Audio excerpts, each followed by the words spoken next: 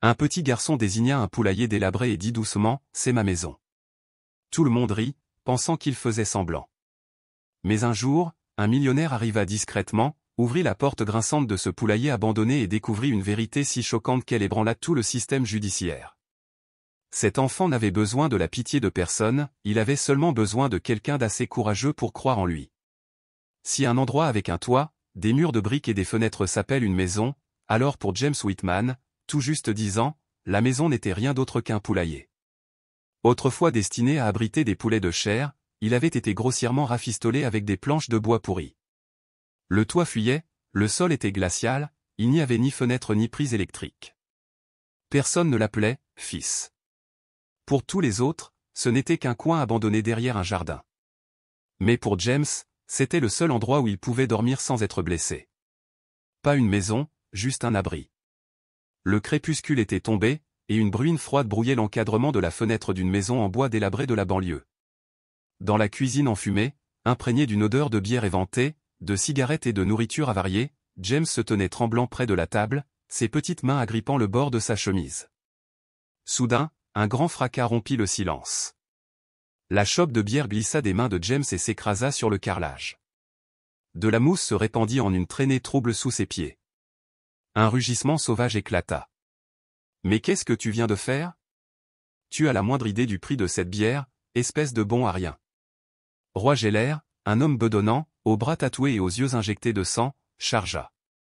Il attrapa James par le col et le tira comme un sac en lambeaux. « Tu l'as laissé tout saccagé » hurla Roy à Hilary Vaughan. Mais la femme, la mère biologique de James, ne jeta même pas un regard à son fils. Elle était affalée sur un fauteuil en cuir déchiré, faisant tourner paresseusement une bouteille d'alcool comme par réflexe. Sa voix était plus froide qu'un vent d'hiver. « Je t'avais dit que ce n'était pas mon enfant. » Ces mots transpercèrent l'âme fragile de James comme une lame. Mais il ne pleura pas. Il resta silencieux. Ses larmes ne coulèrent pas, elles s'enfoncèrent au plus profond de son cœur. Roy leva la main pour frapper, mais James esquiva. Son regard n'était pas suppliant, il exprimait une force silencieuse et désespérée. « Sors d'ici. Va dormir sous ces foutus lampadaires, espèce d'ordure » cracha Roy. James sortit sous la pluie, serrant contre lui un sac à dos déchiré. Ses petits pieds pataugeaient dans les flaques de boue. Il ne savait pas où il allait, seulement qu'il devait partir. Quitter les poings. Quitter la femme qui se considérait autrefois comme sa mère. Il trouva refuge sous l'escalier d'un vieil immeuble. C'était humide, sombre et ça sentait le moisi, mais au moins, personne ne l'y heurta. Il posa son sac et en sortit un livre humide, sans droit que chaque enfant mérite un livre de bibliothèque usé, hérité de moi, c'était tout ce que James avait, ainsi qu'un rêve tranquille qu'un jour il serait comme les autres enfants. À ce moment-là, une voiture s'arrêta près du bâtiment. Nathaniel Grayson, magnate prospère de l'immobilier et fondateur d'un empire, venait de terminer une longue journée. Il sortit de la voiture, attrapa son téléphone pour appeler son chauffeur et aperçut James, trempé, frissonnant, un livre à la main. « Que fais-tu ici sous la pluie » demanda doucement Nathaniel. James tressaillit et recula comme un animal errant habitué à recevoir des coups de pied. « Je ne demande pas d'argent, » dit James doucement. « Je ne pensais pas que tu l'étais, » répondit Nathaniel. « Je vois juste un garçon qui a froid et probablement faim. » Sans un mot, Nathaniel retourna à sa voiture. Il revint avec un sac à dos tout neuf, des viennoiseries et une carte de visite. Il les déposa devant James. « Si tu as besoin d'aide, envoie-moi un seul mot, à l'aide. Je viendrai. » James n'a rien dit mais a tenu cette carte de visite comme une bouée de sauvetage. Le lendemain matin, Hilary aperçut le nouveau sac à dos. « Où as-tu trouvé ça ? » « Tu l'as volé » ricana-t-elle. James ne dit rien. Roy saisit le sac et l'ouvrit. Ne trouvant rien qui vaille la peine d'être mis en gage, il entra dans une rage folle. « Qui essaies-tu de duper ? Hein ? Tu crois pouvoir me duper ? » Ils traînèrent James dans le jardin et le jetèrent dans le poulailler. La porte claqua et se verrouilla derrière lui. À l'intérieur, l'odeur était suffocante. Le vent hurlait à travers les fissures du bois. James se recroquevilla et sortit un carnet. À l'intérieur, il y avait des notes de journal intime, le récit détaillé de chaque coup, de chaque malédiction, de chaque nuit sans espoir. Avec son ongle, il a gravé un message sur le mur pourri : « Si vous lisez ceci, ne restez pas silencieux. Dans cette obscurité suffocante, James ne dormait pas. Il attendait qu'une main le tire de l'enfer, ou du moins, que le premier rayon de soleil perce le poulailler qu'il considérait comme son foyer. Pendant ce temps, de l'autre côté de la ville, un homme ne parvenait pas non plus à dormir. Dans un gratte-ciel moderne et élégant, chaleureux mais vide, Nathaniel Grayson était assis près de la fenêtre. Il contemplait la ligne d'horizon scintillante, des lumières telles des confettis dispersés à l'horizon.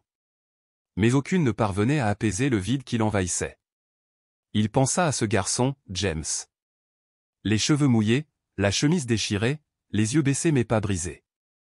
Un garçon qui ne pleurait pas, non pas parce que ça ne faisait pas mal, mais parce qu'il n'y avait plus personne avec qui pleurer. Nathaniel se demandait où est-il maintenant, la pensée m'a traversé lentement mais profondément. Il s'est levé, n'a pas allumé les lumières et a laissé la lumière de la ville se répandre à travers la vitre sur une photo encadrée accrochée au mur, son fils, un garçon qui avait 10 ans et qui l'appelait autrefois « Papa », avec une voix comme la lumière du soleil. Nathaniel s'approcha et posa doucement une main sur la photo. Ses yeux s'embuèrent, lourds de larmes qui n'étaient pas encore tombées. « Si tu étais encore là, tu ne laisserais pas ce garçon dormir dans la rue, n'est-ce pas, un enfant enfermé dans un poulailler ?» Nathaniel n'en avait aucune idée. Cette nuit pluvieuse lui avait semblé une simple rencontre fugace. Mais, tandis qu'il traversait les rues tranquilles plus tard dans la soirée, l'image de ce garçon maigre, trempé jusqu'aux os, serrant un sac à dos déchiré, grelottant de froid mais refusant toujours de baisser la tête le hantait.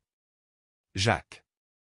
Ce nom s'est gravé dans l'esprit de Nathaniel comme une blessure silencieuse et profonde, touchant la partie de son cœur qu'il pensait gelée depuis le décès de son propre fils.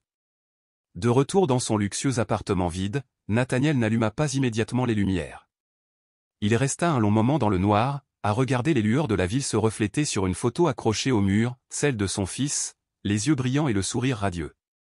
Il tendit la main et toucha une vieille petite voiture sur l'étagère. Une fine couche de poussière recouvrait ses minuscules roues. Des souvenirs revinrent à la surface, le rire de son fils dans le jardin, le « papa » résonnant dans l'air, une voix qu'il n'avait pas entendue depuis des années. Et puis James, un autre garçon à peu près du même âge.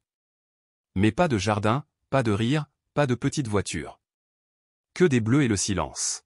« J'aurais dû faire quelque chose plus tôt », murmura Nathaniel, sa voix comme une prière à une âme disparue depuis longtemps. Les vents d'hiver soufflaient à travers les branches nues des arbres, délivrant un froid vif et piquant sur la peau. Dans le coin d'un petit parc à côté de l'ancien complexe d'appartements, un vieil arbre aux racines noueuses s'étendait au-dessus du sol comme des mains âgées essayant de s'accrocher à des souvenirs qui s'estompent. C'est là que James était assis, silencieux et recroquevillé. Son vieux manteau était usé, ses yeux baissés comme toujours, mais à côté de lui se trouvait un sac à dos neuf et un petit sac en papier rempli de viennoiseries. Il ne mangea pas tout de suite. Il attendait. Des pas familiers résonnaient sur le sol humide. Nathaniel Grayson, l'homme qui s'était agenouillé sous la pluie, était revenu. Il resta silencieux au début. Ses chaussures de cuir s'arrêtèrent au pied de l'arbre. Son long manteau flottait légèrement au vent, ses cheveux étaient un peu ébouriffés, et de nouveau, son regard se posa sur James. « Tu es arrivé plus tôt qu'hier », dit Nathaniel d'une voix grave et calme. Pas une once de pitié, juste une douce sérénité. James hocha légèrement la tête, sans sourire, sans saluer, mais dans ce silence résonnait une acceptation silencieuse. Il sortit de son sac un livre usé, Les lois sur la protection de l'enfance. La couverture était froissée, les coins pliés comme s'ils avaient été feuilletés maintes et maintes fois. « J'en suis à l'article 14, » murmura James, sa voix à peine supérieure au murmure du vent. « Chaque enfant a le droit de vivre dans un environnement sans violence. » Nathaniel tourna la tête vers lui, les sourcils froncés, un pli se formant au coin de la bouche. Son regard trahissait un flot d'émotions, amertume, culpabilité et chagrin. Voilà un homme qui avait perdu son propre enfant, qui écoutait maintenant attentivement un autre enfant tenter d'expliquer la cruauté dans le langage froid de la loi. Nathaniel déglutit difficilement, raffermissant sa voix avant de demander « Pourquoi lis-tu ça ? À ton âge, tu devrais dessiner, jouer, vivre librement, pas lire ce genre de choses. » James ne répondit pas. Il haussa simplement les épaules, un petit geste las qui exprimait une douleur indicible. Bien qu'aucune larme ne perlât dans ses yeux, un poids lourd et épais persistait à un mur invisible que personne n'avait jamais tenté d'escalader. Nathaniel resta silencieux, frappé par une soudaine prise de conscience, lorsqu'un enfant grandit trop tôt, ce n'est pas une chose réjouissante, c'est une accusation tacite portée contre les adultes qui l'entourent. Il jeta un coup d'œil autour du parc. Chaque banc, chaque arbre se dressait comme les témoins silencieux d'histoires cachées. Une alarme silencieuse s'éveilla dans sa poitrine faible mais indéniablement vraie. Dans les jours qui suivirent, une nouvelle routine prit forme dans ce petit parc abandonné. Un homme âgé et un garçon maigre étaient assis ensemble sous le vieil arbre. Il n'y avait ni bruit, ni ruissellement de questions, juste une présence, un langage silencieux où ce qui n'avait pas encore été dit trouvait sa place.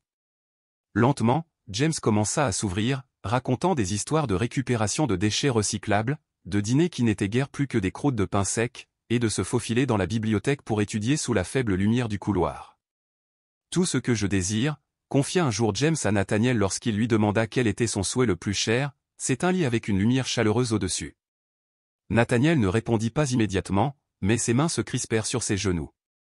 Un flot d'émotions le submergea, de la colère contre le monde, ou peut-être de la frustration envers lui-même d'être arrivé trop tard.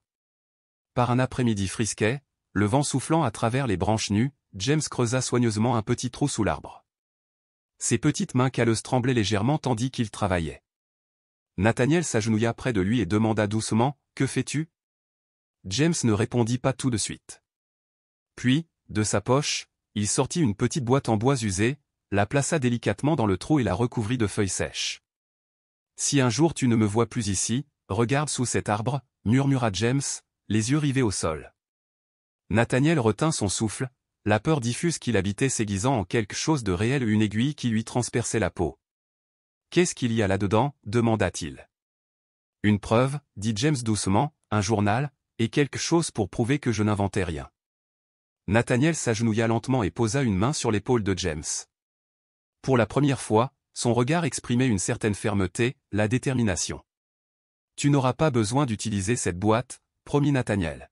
« Je te le jure. » James resta silencieux un instant, puis hocha la tête, un petit hochement de tête fragile, comme s'il plaçait sa confiance sur les épaules d'un autre pour la toute première fois. Ce soir-là, tandis que les lampadaires clignotaient, James se leva et se retourna pour murmurer « Merci d'être resté avec moi. » Nathaniel ne répondit pas, mais il comprit. Parfois, le simple fait de rester assis tranquillement auprès d'un enfant blessé sans pression, sans pitié, sans exigence est la forme de guérison la plus puissante. Le vent bruissait dans l'arbre, projetant quelques feuilles au sol comme des murmures annonçant quelque chose qui allait commencer. Dans un lieu autrefois considéré comme insignifiant, un parc délabré, un vieil arbre nueux, quelque chose de sacré avait été planté, la confiance. James, le garçon autrefois enfermé dans un poulailler, avait commencé à ouvrir son cœur. Nathaniel, l'homme sans lien de sang mais résolu, était intervenu doucement, mais fermement. Il ne le savait pas encore, mais à partir de cet instant, leurs destins furent liés. Ce vieil arbre, autrefois un simple abri, allait devenir le témoin silencieux d'un voyage marqué par la justice et l'amour. Une matinée maussade suivit. Les rues étaient humides d'une légère bruine. Tandis que la plupart des enfants étaient conduits à l'école par leurs parents, riant sous leurs imperméables colorés, James se tenait recroquevillé devant le bureau des services sociaux. Le garçon de 10 ans avait été poussé là par sa mère et son petit ami, Roy. Ses cheveux étaient décolorés, sa chemise déchirée à l'épaule, et son visage affichait une expression de misère pitoyable, comme un acteur qui aurait trop bien mémorisé son rôle. Hilary lui serra le bras fermement, le visage pétrifié, et siffla entre ses dents, « Tu te souviens de ce que je t'ai dit ? À la seconde où tu parles, tu pleures. Pleure comme si tu avais perdu tes parents. Compris ? Si tu ne me ramènes pas d'argent, je te défonce la gueule en rentrant. Tu m'entends ? Espèce de petit inutile. » Roy s'approcha et frappa violemment James sur l'épaule, le faisant chanceler, puis se pencha, le souffle court à cause de l'alcool. « Fais-toi belle, ou tu vas encore coucher avec les poules. Cette fois, je ferme la porte à clé. » Plus de cris. « J'en ai marre de ta foutue voix. » Dans la salle d'attente du bureau d'aide sociale, Hilary était assise en face d'une assistante sociale. Sa voix était douce et mielleuse, son regard exprimant l'inquiétude d'une mère. « Mon garçon, dit-elle, il est si fragile. Il est malade depuis tout petit. Je travaille toute la journée et je n'ai toujours pas les moyens de lui payer ses médicaments. S'il vous plaît, monsieur, nous avons juste besoin d'un peu d'aide. » James était assis tranquillement derrière elle. Il ne parlait pas et ne levait pas les yeux. Il baissait simplement la tête, serrant fermement un petit carnet caché sous son manteau. À l'intérieur, il y avait des notes méticuleuses, citations, comportements, dates et lieux.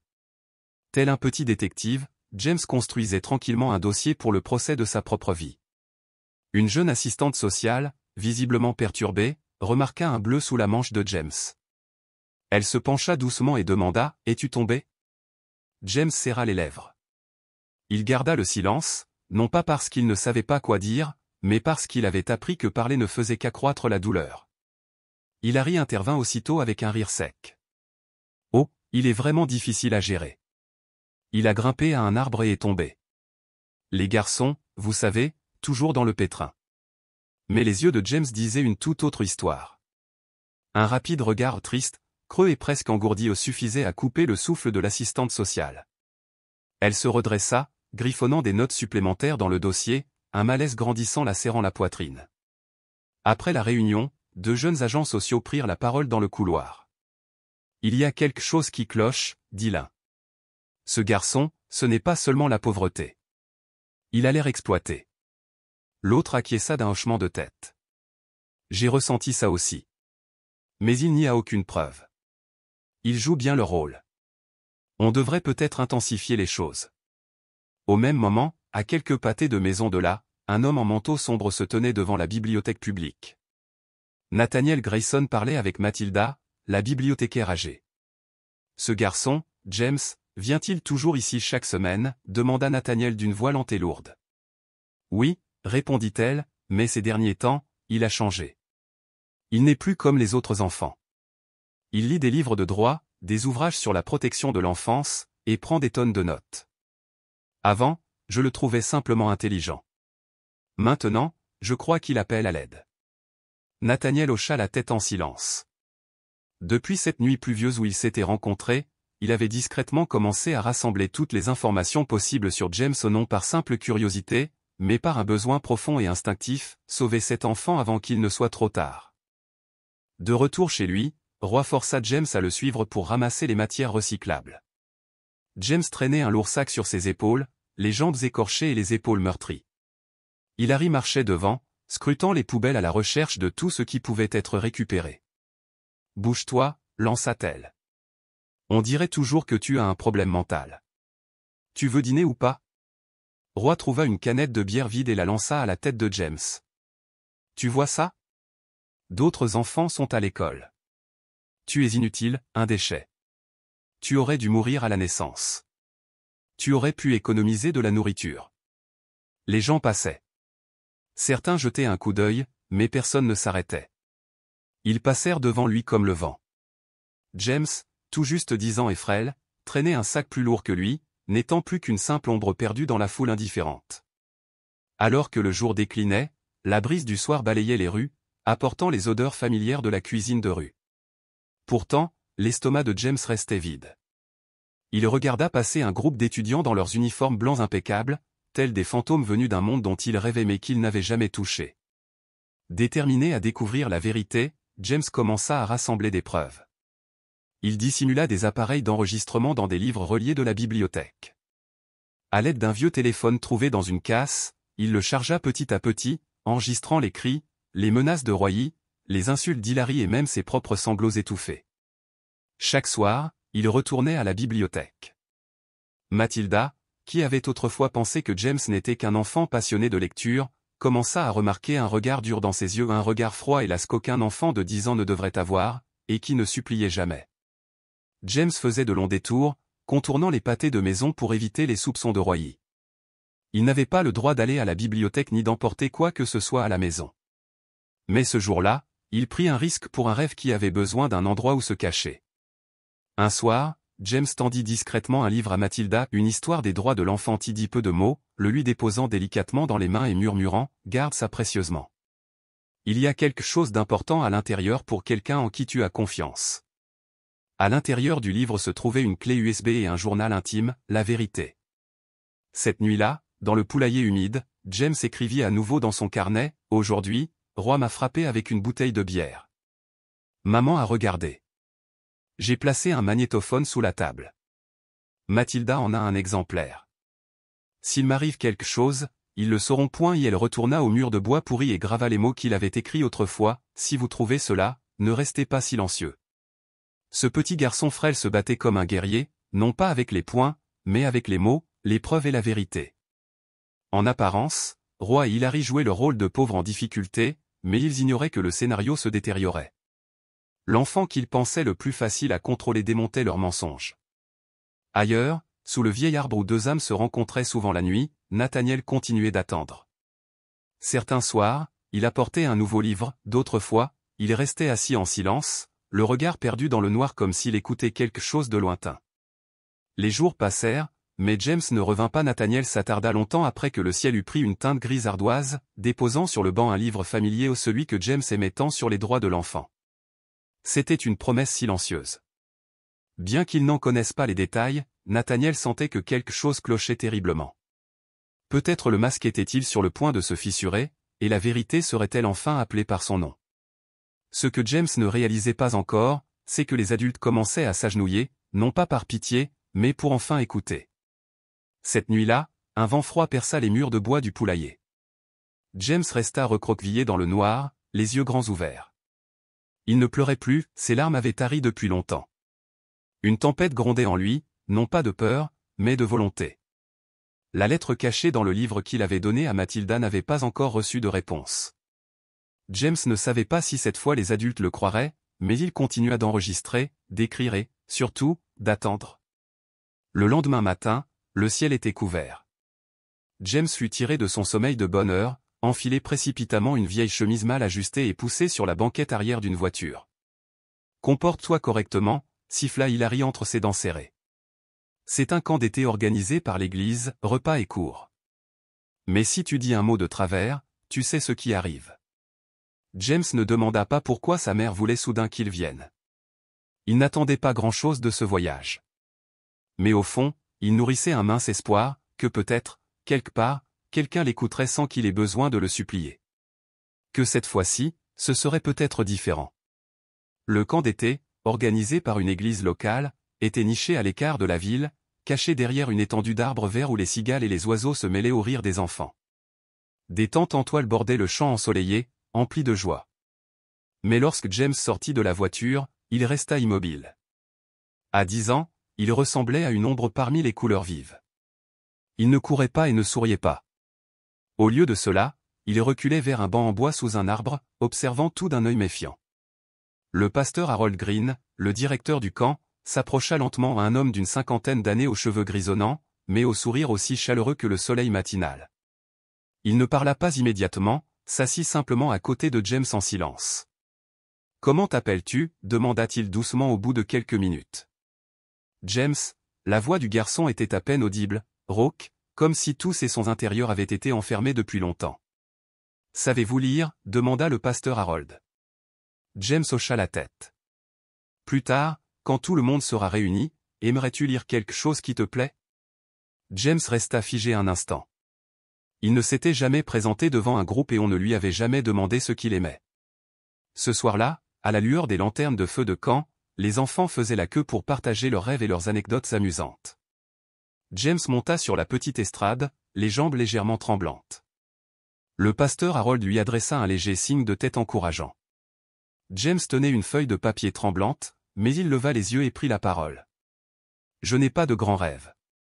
Je veux juste un endroit où dormir sans fermer à clé, une lumière allumée la nuit et quelqu'un pour me demander comment s'est passée ma journée. » Un silence si profond s'abattit sur nous qu'il engloutit le bruit des insectes dans les bois. Au loin, un homme se tenait immobile, Nathaniel. Il avait convenu avec le pasteur Harold de participer anonymement au programme. Tandis que James parlait, Nathaniel ferma les yeux. Un poids pesait sur sa poitrine. Son propre fils avait prononcé ces mêmes mots avant que la maladie ne l'emporte. Le pasteur Harold resta immobile. Ces mots simples, honnêtes, crus lui firent l'effet d'un coup de poing en plein cœur. L'espace tout entier sembla retenir son souffle. Puis quelqu'un applaudit. Puis un autre. Puis tout le camp se leva, non par pitié, mais par respect pour un garçon qui osait parler. Mathilda, la bibliothécaire, était là aussi ce soir-là. Elle porta une main à sa poitrine, la sentant se serrer. À cet instant, elle vit quelque chose dans les yeux de James, pas seulement de la tristesse, mais de la force, un commencement. Le pasteur Harold ne s'est pas contenté d'applaudir. Il s'est retourné, est allé directement à son bureau, a sorti une feuille blanche et, le soir même, a écrit une lettre au service de protection de l'enfance, en joignant un enregistrement du discours de James. Il avait vu de nombreux enfants abandonnés, mais James était plus que blessé. Il était une étincelle dans une pièce sombre pas grande, mais suffisamment brillante pour dire « La vie est toujours là. L'espoir est toujours là. » Cette nuit-là, le pasteur Harold trouva Nathaniel et lui dit « Tu connais ce garçon mieux que je ne le pensais. » Nathaniel répondit « Parce que j'ai déjà perdu un garçon comme lui. Cette fois, je ne perdrai plus. » Le soir même, Nathaniel envoya discrètement un texto à Mathilda « Envoie-moi tout. Les enregistrements, les pages du journal, l'adresse exacte. Il est temps que quelqu'un fasse ce qu'un adulte est censé faire, comme il se doit. » Quand James rentra chez lui, Roy le gifla devant la porte d'entrée. « Mais qu'est-ce que tu traînais là-bas » Hilary retira le sac à dos des épaules de James et fouilla dans toutes les poches. « Rien, grogna-t-elle. Mais à partir de maintenant, tu ne vas nulle part si je ne t'accompagne pas, compris ?» James hocha simplement la tête. Mais cette nuit-là, dans l'obscurité du poulailler, il ouvrit soigneusement la vieille montre-bracelet qu'on lui avait offerte au camp. Au dos se trouvait une carte mémoire cachée contenant une copie de son discours ainsi que la réponse émouvante du pasteur Harold. James avait commencé à se défendre mentalement. Un soir, il aperçut sa mère assise à la table, en train de gribouiller des formulaires d'aide financière. Discrètement, James remarqua des incohérences, nom, numéro de compte. Hilary falsifiait des documents. Il laissa négligemment tomber son carnet par terre et se pencha au moment même où le vieux téléphone dans sa poche commençait à enregistrer. Le lendemain, Roy a saccagé la maison. Quelqu'un a balancé. Je le sais. Quelqu'un m'écoute, soupçonna-t-il. James avait déjà déplacé les preuves, un enregistreur caché dans une trousse, une clé USB scellée sous le couvercle d'une canette de soda vide. Il apprenait à semer la confusion comme un petit soldat. Roy aboya, tu nous espionnais, hein? À qui l'as-tu dit? James haussa les épaules. Ce défi silencieux rendit Roy fou, mais James ne pleura pas. C'est ce silence qui commença à faire craindre les adultes. Cette nuit-là, James fit semblant de dormir. Sa veste était légèrement bombée, cachant un autre enregistreur. Dans la cuisine, Roy et Hilary se disputaient pour savoir comment se partager le nouveau chèque d'aide sociale. Chaque insulte, chaque juron était enregistré. À la bibliothèque, Mathilda a discrètement créé un nouveau dossier interne, les enfants menacés de maltraitance.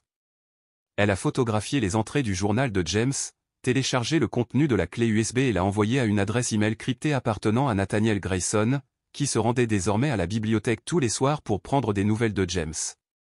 Nathaniel était assis dans sa voiture, écoutant l'enregistrement du discours de James au camp, les applaudissements, les sanglots discrets et cette voix tremblante mais ferme, « Je ne me tairai plus. » Son regard s'assombrit.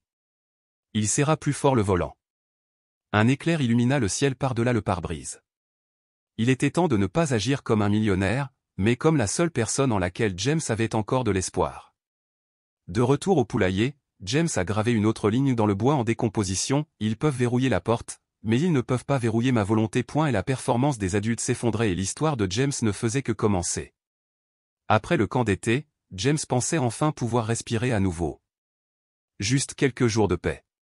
Mais quelques jours seulement après son retour, la situation a empiré, bien pire. Roy, l'homme que James n'avait jamais appelé « papa », était devenu quelqu'un d'autre. Il ne criait plus. Il agissait. Ne frappait plus avec des ceintures, il frappait fort et directement. Chaque fois qu'il était défoncé ou en colère pour une raison inconnue, il déchaînait tout sur le petit corps de James. Le garçon était projeté contre les murs, son nez saignait. Pourtant, pas un seul cri. Hilary, la femme qui aurait dû être mère, se tenait à proximité, les bras croisés, la voix dure. « Tu vis chez moi. Ça veut dire que tu m'appartiens. » James fut traîné jusqu'au poulailler. La porte métallique claqua. La serrure rouillée était fermée par un fil de fer. À l'intérieur, quelques sacs déchirés et une odeur nauséabonde de fiente et d'urine de poule, si forte qu'elle étouffait. Il s'assit dans un coin sombre, le dos appuyé contre du bois pourri, observant en silence une poule qui faisait son nid non loin. L'oiseau venait de pondre, la tête contre les joues, picorant doucement les grains épars. James sourit à peine, un sourire si faible qu'il lui faisait mal au cœur. Même une poule protège ses petits. Pour qui sa mère le voyait-elle? Un être à jeter. Il se pencha, enfonça son ongle dans le bois et gravait, « Si vous trouvez cela, ne restez pas silencieux. » Il pleuvait. De lourdes gouttes tambourinaient sur le toit en tôle, résonnant comme un battement lent et lugubre sur une âme épuisée. James serra sa veste usée et ferma les yeux. Mais il ne dormait pas. Il attendait non pas d'être secouru, mais quelque chose du monde extérieur, une lumière, une voix, ou même une simple lueur d'espoir. De l'autre côté de la cour, Madame Holloway, la propriétaire, entendit quelque chose d'étrange dans la nuit. Au début, elle crut l'imaginer, des bruits sourds, des cris doux, puis le bruit d'une serrure qui claquait. Elle colla son oreille au mur, hésitante, puis retourna se coucher en silence. Le lendemain matin, elle prépara du thé et alla au marché, mais quelque chose la rongea. Au stand de légumes, elle parla doucement à ses voisins. « J'ai entendu quelque chose hier soir venant de chez Hilary. On aurait dit un enfant blessé. Mais j'ai peut-être mal entendu. Mes oreilles ne sont plus ce qu'elles étaient. » Une autre femme lui fit signe de s'éloigner. « Ce garçon est toujours silencieux. Il a sûrement encore fait une bêtise. Tout le monde discipline ses enfants. » Madame Holloway pinça les lèvres. Elle savait que quelque chose n'allait pas. Elle le sentait à la façon dont James l'avait regardé un jour à travers l'entrebâillement de la porte, une supplication silencieuse, un regard suppliant sans mots. Ce soir-là, elle s'est rendue directement au poste de police et leur a tout raconté, mais elle n'avait aucune preuve, pas de photo de Bleu, pas de témoin. L'officier de service soupira. « Il nous faut des preuves, madame. Les sons ne suffisent pas. » Elle est partie, le cœur serré. Cette nuit-là, elle ne dormit pas. Elle se tenait silencieuse derrière son rideau, les yeux fixés sur la maison de l'autre côté de la cour. Le poulailler brillait faiblement d'une unique ampoule jaunie. Aucun bruit. Mais dans sa poitrine, un vent glacial soufflait, comme si quelqu'un mourait silencieusement à l'intérieur. À l'intérieur du poulailler, James sortit de sa poche un petit stylo, une clé USB et son vieux carnet. Il écrivit, « Je ne sais pas si je serai en vie demain, mais si quelqu'un lit ceci, s'il vous plaît, croyez-moi et ne restez pas silencieux comme ils l'ont fait. » Il plia le carnet et le cacha au fond d'une fissure dans le bois que lui seul connaissait. Ses mains tremblaient, mais ses yeux brillaient. Il ne suppliait pas, ne pleurait pas et ne cédait pas. Il n'attendait qu'une chose, que la vérité soit entendue. Même si elle venait d'un poulailler, de derrière des bottes de foin ou de cris silencieux, James était sûr que quelqu'un viendrait. Et là-bas, quelqu'un arrivait. Nathaniel Grayson, l'homme que James n'avait rencontré que quelques fois sous le vieil arbre la nuit, était maintenant assis dans sa voiture, examinant tranquillement les documents que Mathilda lui avait envoyés. Des photos de James, des notes médicales, des enregistrements audio du camp d'été et une copie du message gravé sur le mur du poulailler étaient exposés devant Nathaniel. Dehors, la pluie continuait de tomber sans discontinuer, mais son esprit s'était éclairci. Le temps de rester sur la touche était révolu. Il était temps d'ouvrir une porte. En lui brûlait une fureur sourde, la profonde angoisse d'impuissance qu'il avait ressentie lorsqu'il était trop tard pour sauver son propre fils. Mais cette fois, se jura-t-il, ce serait différent. Il alluma la lumière intérieure de la voiture et tourna la dernière page du dossier. Il y avait une photo de James en colonie de vacances, debout sur scène. Ses yeux pétillaient de détermination, ses fines épaules étaient droites et fières. Ce garçon avait trouvé sa voie. Il était temps que les adultes agissent.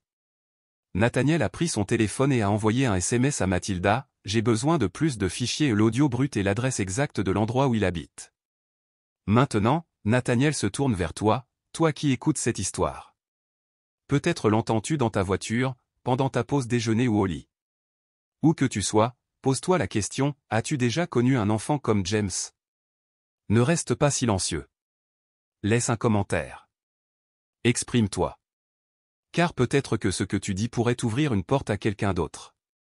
L'histoire continue alors que nous suivons Nathaniel dans son voyage silencieux mais déterminé pour apporter la lumière là où James attend toujours.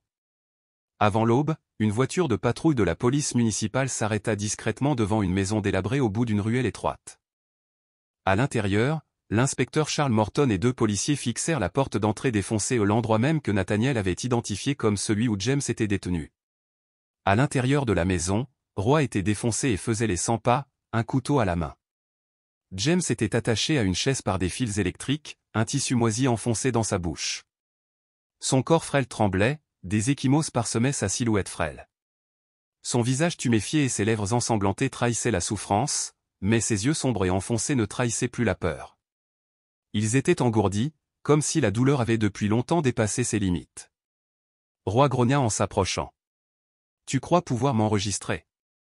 Me piéger? Je vais te montrer ce que c'est que d'être trahi, petit. » Soudain, la porte s'ouvrit brusquement. « Police !» cria Charles. Roy se retourna, mais avant qu'il puisse réagir, il fut projeté au sol. Le couteau s'écrasa violemment. Hilary est arrivé en courant d'une autre pièce, hurlant hystériquement « Vous vous trompez de maison. C'est mon fils. J'ai des droits. Je lui ai donné naissance. » Les policiers l'ont maîtrisée tandis qu'elle se débattait. Mais ses yeux ne ressemblaient plus à ceux d'une mère, c'étaient ceux de quelqu'un dont le masque avait été arraché. La police fouilla rapidement la maison. Depuis l'arrière-salle, un policier cria, des traces de captivité étaient partout, des fils électriques, des taches de sang, un autre couteau dans le tiroir de la cuisine. James fut détaché et se releva lentement en titubant. Le tissu laissait des traces autour de sa bouche, son front était enflé et ses bras écorchés. Il regarda autour de lui, stupéfait, incertain d'être vraiment libre. L'inspecteur Charles s'agenouilla près de lui et posa une main ferme sur son épaule. « James, tu es en sécurité maintenant. » 3 semaines plus tard, la salle d'audience était bondée. L'accès aux médias était interdit, mais l'atmosphère était pesante. James était assis à côté de Nathaniel, vêtu d'un costume gris impeccable. Son regard était vif et fixe, prêt non seulement à raconter son histoire, mais aussi à réclamer justice. De l'autre côté de la pièce, Roy et Hilary étaient assis à la table des accusés. Roy fronçait les sourcils, le regard vide. Hilary tremblait, le visage pâle et sans vie. Aucun des deux ne parlait, car leur crime était déjà révélé. Les fichiers audio de James, son journal, le témoignage de Madame Holey, la déclaration de Mathilda la bibliothécaire et le récit détaillé du pasteur Harold Green avaient tous été soumis. Les policiers ont présenté les faits. Roy avait des antécédents d'agression violente. Des armes, des entraves et des traces de maltraitance ont été retrouvées au domicile. James avait été enfermé à plusieurs reprises dans le poulailler, battu et affamé. Hilary a exploité James pour des demandes illégales d'aide sociale, a falsifié des documents médicaux et s'est rendu complice de ses abus et de son incarcération illégale. La salle d'audience est devenue silencieuse. James fut appelé à la barre. Il s'avança sans regarder ses parents, serrant fermement sa déposition. Parlant lentement et d'une voix assurée, il dit « Je ne déteste pas ma mère. Mais je ne veux pas passer une autre journée à être battu, enfermé ou traité de fardeau.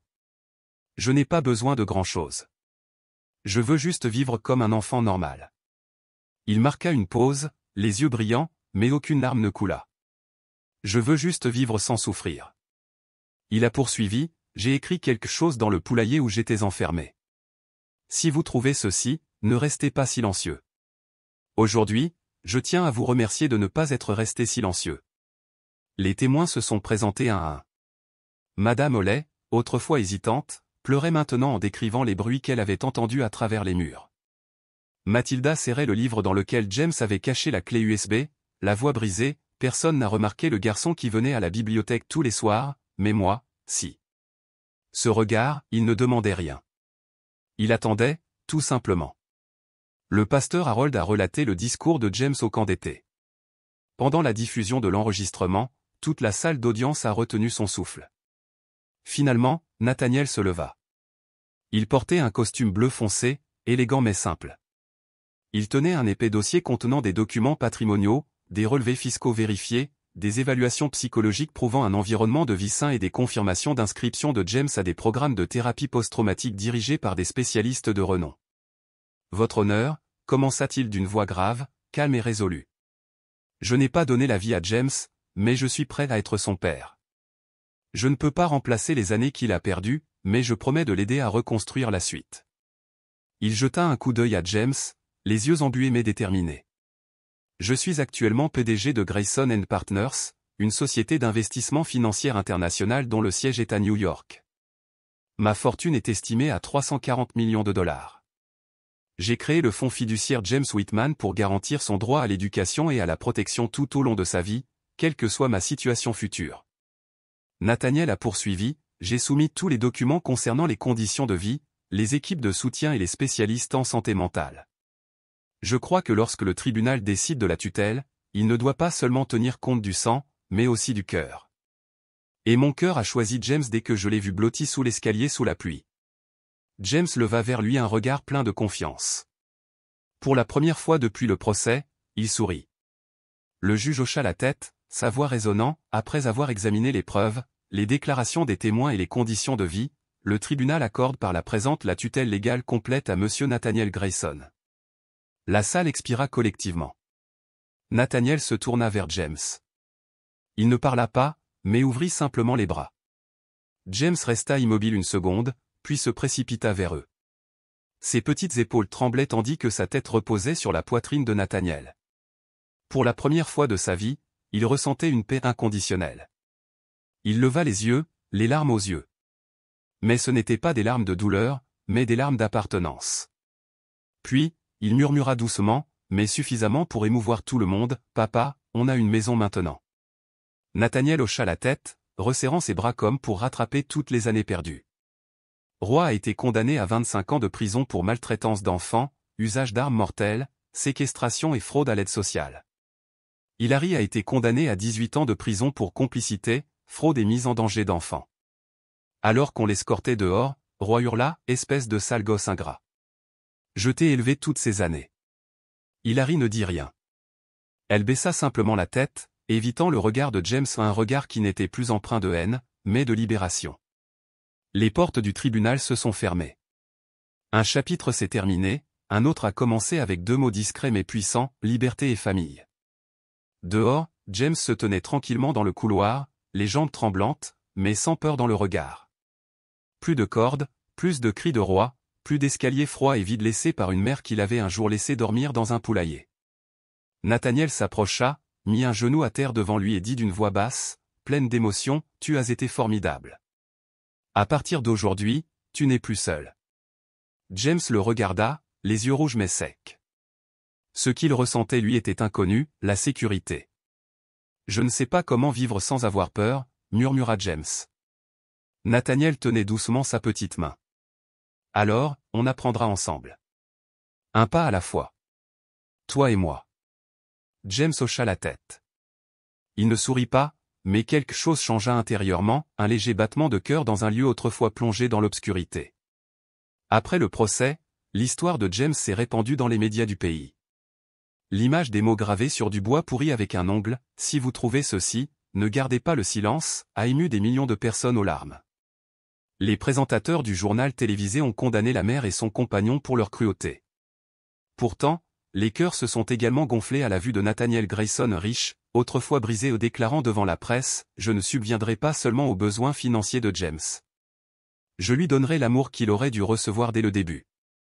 S'il me le permet, je serai non seulement un père, mais aussi la mère qu'il n'a jamais eue. » La procédure d'adoption s'est déroulée rapidement. Les documents légaux de Nathaniel étaient en règle. Homme d'affaires respecté, au casier judiciaire vierge, disposant d'un patrimoine vérifié et d'un historique public d'action caritative, il avait déjà prouvé son aptitude à la tutelle. Le juge, connaissant la réputation et le caractère de Nathaniel, n'a pas hésité à approuver la requête. James a emménagé dans un appartement en attique avec Nathaniel, donnant sur le parc où ils s'étaient rencontrés pour la première fois. Malgré sa richesse, Nathaniel vivait modestement. La maison était chaleureuse et raffinée, avec des parquets en chêne, des murs beige doux et un éclairage d'ambiance dorée qui enveloppait chaque pièce de sérénité. Le salon abritait une grande bibliothèque, quelques tableaux abstraits et une photo encadrée de Nathaniel, James, une femme aux cheveux bruns, et un garçon souriant à sa défunte épouse et son fils.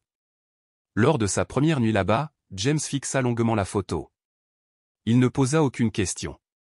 Il posa simplement doucement sa main sur le cadre et murmura, « Je sais. Ils auront toujours une place spéciale dans ton cœur. Je ne les remplacerai pas, mais j'espère pouvoir faire partie de cette famille, moi aussi. » Nathaniel le serra dans ses bras. Aucune promesse n'était nécessaire, juste une étreinte silencieuse, suffisante pour réchauffer 2 âmes autrefois brisées. La chambre de James n'était pas grande, mais elle contenait tous les éléments de son rêve inachevé, un lit en bois robuste, une veilleuse jaune chaud, un bureau face à la fenêtre et une petite bibliothèque que Nathaniel avait fabriquée de ses propres mains.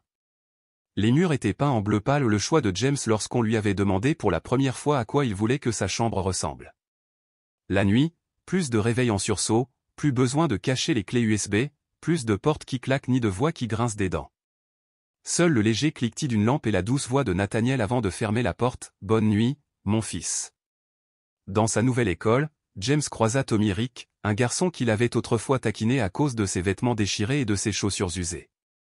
Au début, Tommy l'évitait. Mais après avoir entendu toute l'histoire de James, il s'approcha avec hésitation. « Je suis désolé. Je ne savais pas. Si je l'avais su, je n'aurais rien fait de tout ça. » James resta silencieux un instant, puis dit doucement, « Je ne suis pas fou. Ne fais juste pas ça à qui que ce soit. » À partir de ce jour, Tommy est devenu un ami fidèle. Lors d'un concours étudiant organisé à l'échelle de la ville, James, guidé par Tommy, a prononcé un discours intitulé « J'ai vécu dans un coupé de poulet ».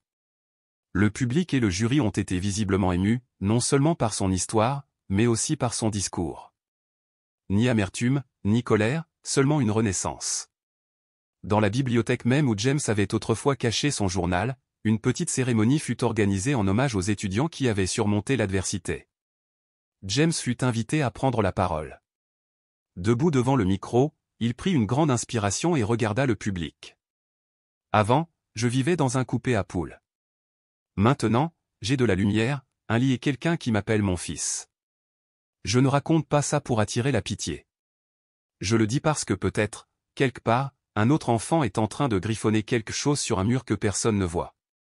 Et je veux leur dire, ainsi qu'à tous les adultes, ne restez pas silencieux. » La salle entière applaudit. Mathilda, la vieille bibliothécaire, essuya ses larmes. L'inspecteur Charles Morton, désormais ami proche du père et du fils, se tenait tranquillement au fond, souriant. Ce soir-là, James retourna dans sa petite chambre paisible. Il alluma sa veilleuse. La douce lueur baignait le plafond, emplissant l'espace de la paix dont il n'avait fait que rêver. Il grimpa dans son lit, remonta la couverture et jeta un coup d'œil vers la porte où se tenait Nathaniel. « Papa, nous avons une maison maintenant, » murmura-t-il. Nathaniel hocha la tête, les yeux brillants mais avec un grand sourire. « Et tu n'auras plus jamais à le quitter. » James ferma les yeux. Pour la première fois de sa vie, il dormit profondément. Les saisons changèrent. Le vieil arbre était toujours debout, mais sous ses branches, il n'y avait plus de garçon recroquevillé par la peur, seulement la présence constante de quelqu'un qui avait appris à se tenir debout.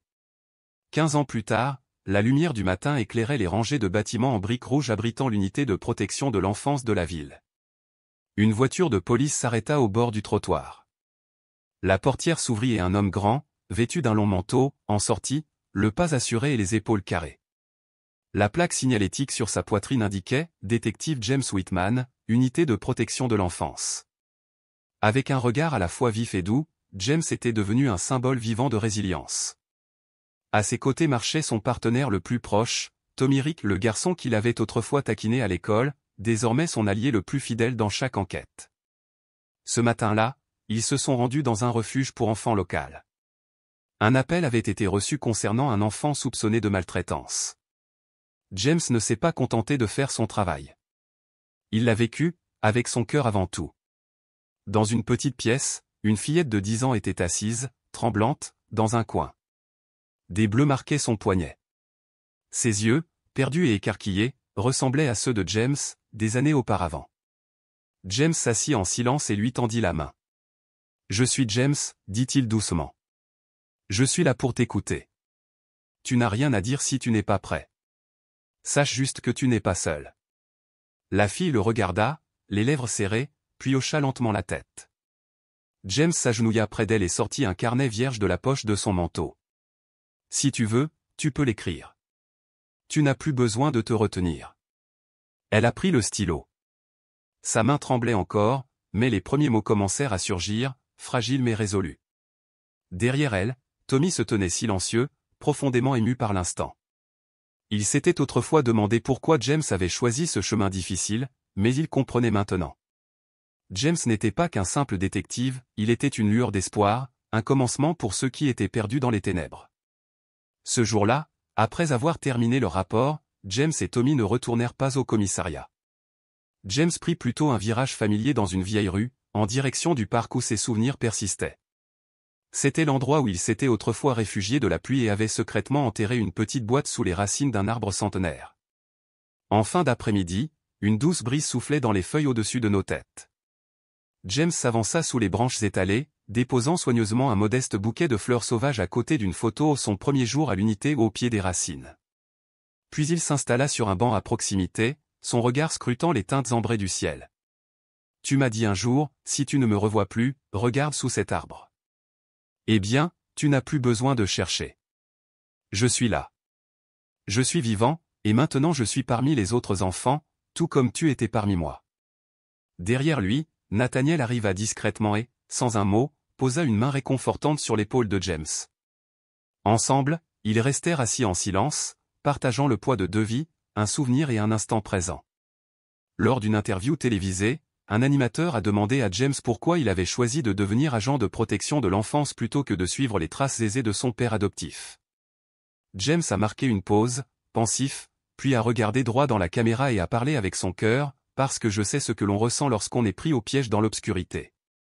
Je sais ce que c'est que d'être sans réponse à chaque appel à l'aide. Mais j'ai été entendu. On m'a cru. J'ai été sauvé par des gens comme mon père, Nathaniel Grayson, par Mathilda, par l'inspecteur Charles Morton. Ils ne m'ont pas seulement sauvé, a poursuivi James, ils m'ont montré ce qu'est une justice véritable et humaine. Et je veux être cette personne pour quelqu'un d'autre. James n'a jamais caché son passé, au contraire, il l'a honoré ouvertement.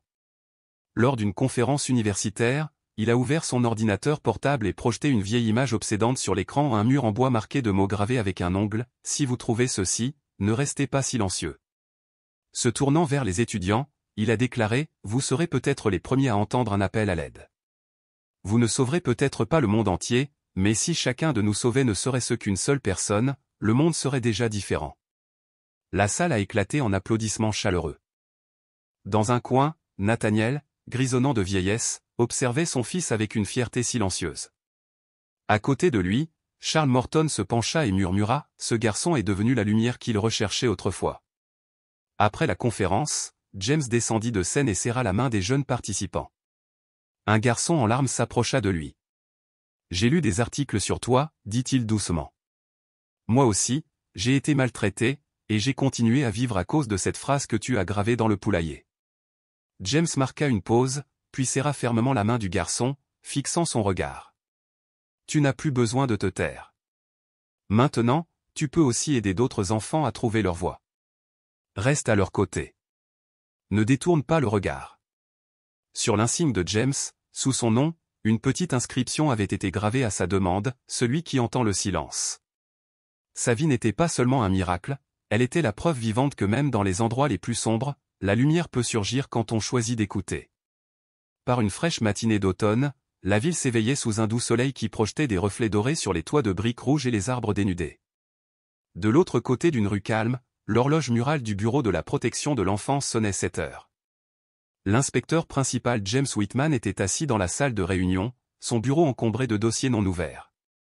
À côté de lui, une tasse de café fumante et une plaque signalétique indiquant « Inspecteur principal James Whitman, division de la protection de la jeunesse, région centre ». Ouvrant délicatement un nouveau dossier, James étudia le cas d'un garçon de 9 ans, absentéiste chronique, mal nourri, les yeux creux comme si quelque chose en lui était déjà mort. Le garçon s'appelait Hélène Navarro. Il ne parlait ni ne pleurait, refusant de s'expliquer lorsqu'il fut emmené au centre d'accueil social. Mais James comprenait. Il avait été Hélène, d'une certaine manière, et c'est donc sans hésiter qu'il accepta le dossier. Après le briefing du matin, James sortit dans l'air frais de l'automne. Une douce brise agitait les arbres, apportant avec elle le parfum de la terre humide et des souvenirs. Il se dirigea vers le refuge où Hélène séjournait. Dans une pièce bleu pâle, Hélène était assise, recroquevillée sur une chaise, le regard perdu dans le vide par la fenêtre.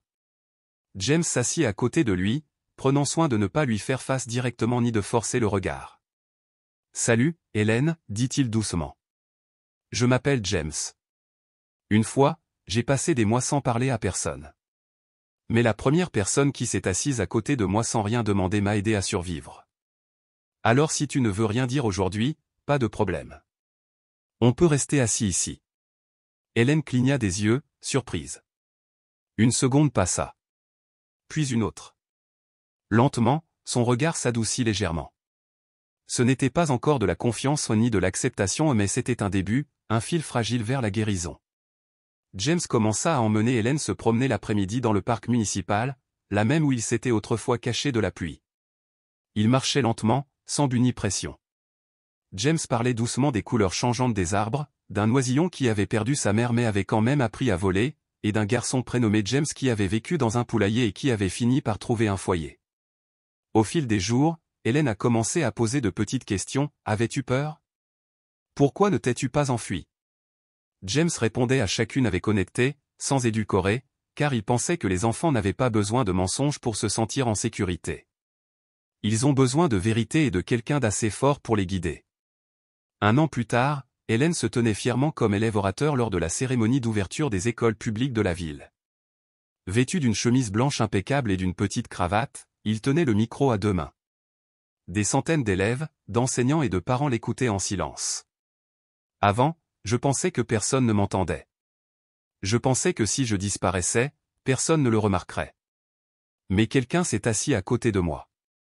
Il n'a pas posé de questions. Il n'a pas parlé. Il est simplement resté. Et grâce à ça, je suis toujours là. Il marqua une pause et regarda vers le premier rang, où James était assis. Un léger sourire éclaira son visage. J'ai appris que parfois, ce dont nous avons le plus besoin, ce n'est pas de quelqu'un qui nous sauve, mais de quelqu'un qui ne nous quittera pas quand nous serons au plus bas. La foule applaudit, la salle se remplit de chaleur. James resta immobile, non pas bouleversé, mais profondément conscient. Ce qu'il avait fait autrefois, silencieusement et instinctivement, était devenu la lumière de quelqu'un d'autre. Maintenant, cette lumière passait de main en main. À l'occasion de la Journée internationale de l'enfance, la ville a honoré ses citoyens pour leur contribution exceptionnelle à la protection de l'enfance. James a été appelé sur scène. Il n'a pas prononcé de long discours, mais une seule phrase, désormais gravée dans les mémoires. J'étais un enfant que personne n'appelait par son nom. Maintenant, je suis là pour appeler les autres enfants par leur nom, pour leur faire savoir qu'ils sont vus. Ils sont entendus. Ils sont vivants.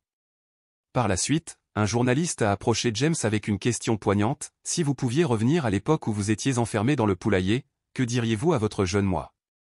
James marqua une pause, puis regarda droit dans la caméra et répondit, n'aie pas peur. La lumière arrive, et un jour tu te tiendras dans cette lumière pour aider quelqu'un d'autre à trouver son chemin. Les années passèrent.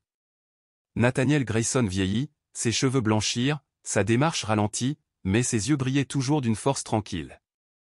Lors d'une cérémonie où James reçut un doctorat honorifique en droit de l'enfant, Nathaniel était assis au premier rang, ses mains tremblantes applaudissant sans cesse. La thèse de James, qui consistait à bâtir un système proactif de protection de l'enfance, de la prévention à l'intervention rapide, a été reconnue comme novatrice. Dans son discours de remerciement, James n'a pas parlé de douleur, mais de gratitude. Je remercie l'homme qui s'est arrêté un soir pluvieux parce qu'il a vu un garçon mouillé tenant un livre. Je remercie la bibliothécaire qui a préservé ma vérité. Je remercie le pasteur qui a cru les paroles d'un enfant que personne d'autre n'a cru. Et je remercie mon père, qui n'a posé aucune question mais est resté à mes côtés. Parfois, sauver quelqu'un ne demande pas de pouvoir. Il suffit de rester. La foule se leva et applaudit. Nathaniel essuya ses larmes. À cet instant, il comprit que son plus grand héritage n'était pas la richesse, mais James.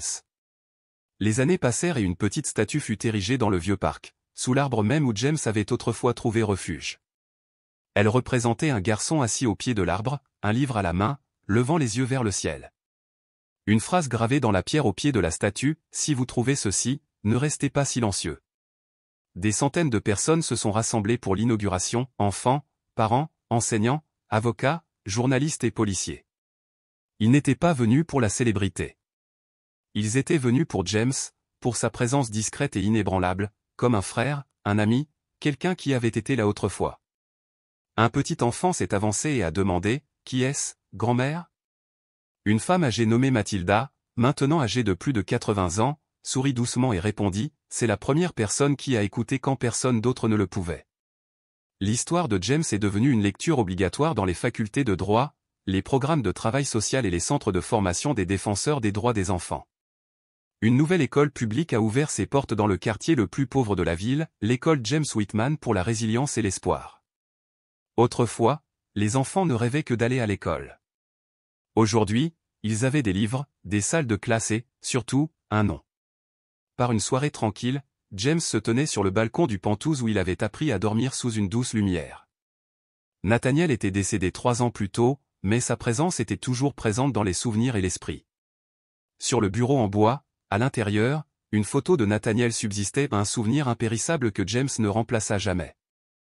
Le vent soufflait dans les arbres tandis que James ouvrait un vieux carnet, celui-là même dans lequel il avait écrit dans le poulailler. Les pages étaient jaunies, et l'écriture enfantine embrumait ses yeux d'adulte. Au bas de la dernière page, James ajouta une dernière ligne. « Merci de ne pas rester silencieux. » Il referma le carnet et retourna à l'intérieur. Sur son bureau se trouvait une lettre ouverte d'un garçon nommé Kyle, âgé de 11 ans. « Je t'ai vu à la télé. Mon père me frappait aussi. Mais après t'avoir entendu parler, j'en ai parlé à mon professeur. Maintenant, je suis en sécurité. Merci. J'espère que je pourrai grandir et devenir comme toi. » James prit la lettre et sourit, ses yeux se tournant vers le ciel nocturne, éclairé par des milliers de minuscules lumières de la ville. « Merci, murmura-t-il, à cet enfant qui n'a pas perdu espoir. » Le vent soufflait doucement et les lumières lointaines de la ville semblaient fredonner un refrain familier, « Si vous trouvez ceci, ne restez pas silencieux. » Des milliers de personnes avaient désormais entendu ce message. Elles parlaient, agissaient et écrivaient les prochains chapitres de leur vie en leur propre nom.